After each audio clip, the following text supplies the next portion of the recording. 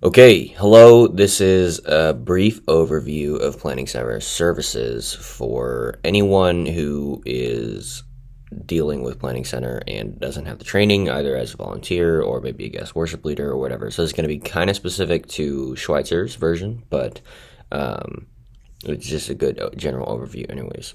So let's take a look at building plans. So this is the home screen. And I'll just go ahead and full screen this. So we've got modern worship, this kind of stuff. So we'll go into June 27th. So we have announcements, welcome prayer, 3 songs, life of the body, membership vows, Darwin and Becky Chase. Okay, I don't know why there's a song here, so we can just delete that.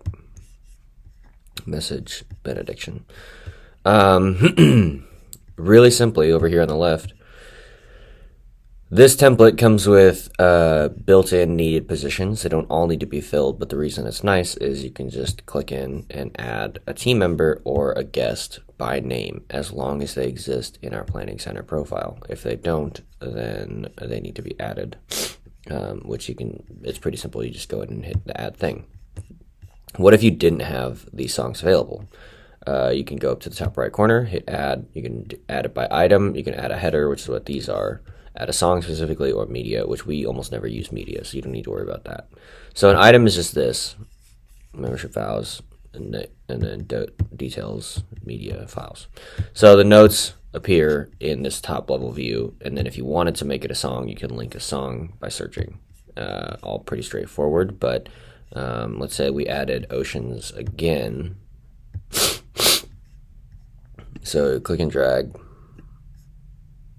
And then it just says new songs, Oceans, or Female Fail. Okay. So you got Hillsong United arrangement, KJ Rock arrangement, Run Collective arrangement with a whole host of keys. You can see the files associated with that and the multi-track there. And if we switch it to Run Collective, then there's a different set of keys. There aren't the files attached. And if we switch it again to KJ Relke, there is a link and a thing. So there's that. The other important thing to do is to add the CCLI reporting. So if you're going to be printing out chord charts, then that gets a 1. If we're going to be projecting lyrics, that gets a 1. That's basically it. So yes, I'm going to erase that now. So while I'm here, just go in and add a 1 and a 1 to each of these songs. 1, 1. Okay. If anything is in brackets and it's not describing what type of element it is, like this announcement video, if it's in brackets, it means it's temporary. And then otherwise, it's pretty straightforward. So on the left, let's see if we add Emily as a vocalist.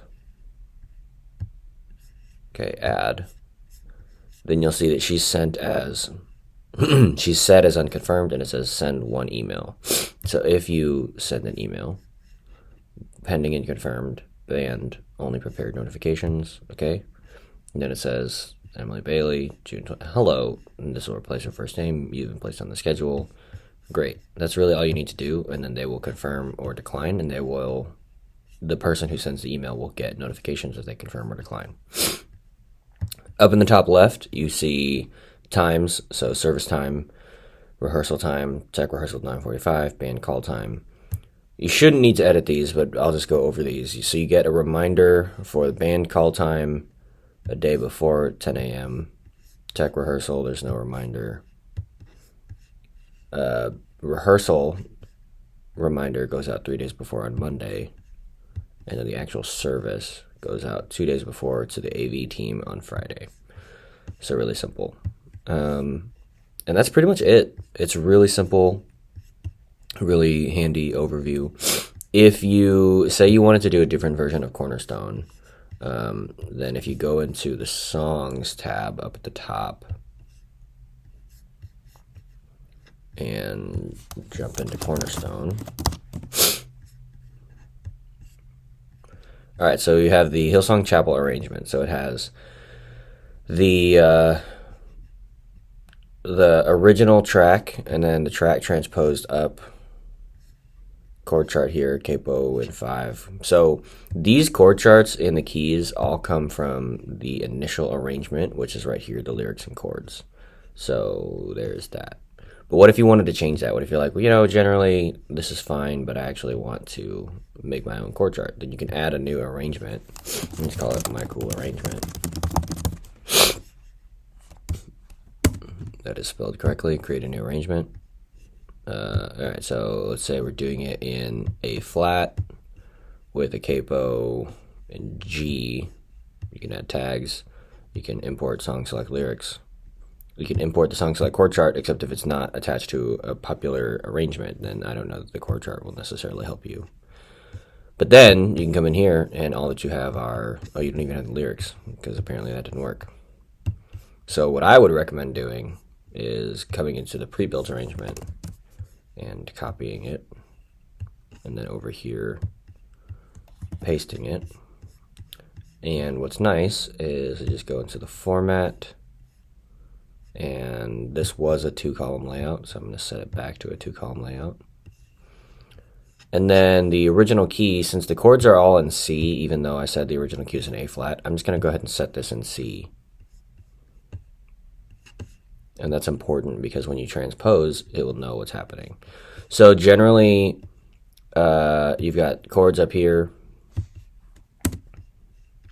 and then you can just put brackets instead of trying to do the returns, and it will automatically place the chords where they're supposed to go, which is really fantastic. I think it's a really strong feature of Planning Center. And you got this column break. Oh, this covenant in front. So there you go. That is a general overview, and then you can just drag and drop, or you can upload files this way. You can link to YouTube if you want. You can link to Spotify if you want. I find YouTube is the best to link to because everybody has YouTube, and you don't need an account. Otherwise, you can upload your own chords. So there's your chord chart in A flat. Wonderful. And then it's really simple. If you want to, you're like, oh, actually, we want to do this in E flat, and then add a capo and D. Then it automatically generates it based off of this original thing that you added. This is where you added the BPM, the meter, the length, if the sequence. So you start with a bridge and then do a chorus and then verse, verse 2, and then the outro because it's really short or something. Then you can do that.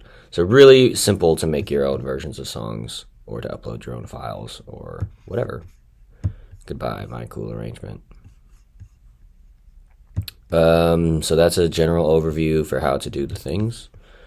If you are going to have practice at a different time that's not the standard Tuesday, or Thursday, which I know that we won't be doing that here, then you just go into the time, switch the time, 7 to 9, and then see it automatically sets it up. And I'm going to change this to be 2 days to 4 on Monday.